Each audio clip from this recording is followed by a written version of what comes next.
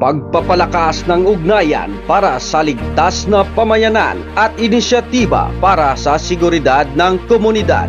Taglay ang husay ng organisasyon para sa usaping responsibilidad sa pagpapanatili ng katahimikan, kaayusan at kapayapaan ng bayan.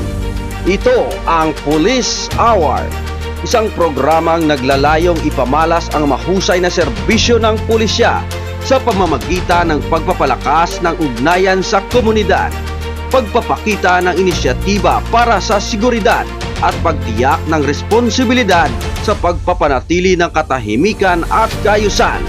Sa pamamagitan ng programang ito, ipinapakita ang komprehensibong pagsusubikap ng pulisya sa pagtugon sa mga pangangailangan ng mamamayan at sa pagpapabuti ng seguridad sa buong bayan.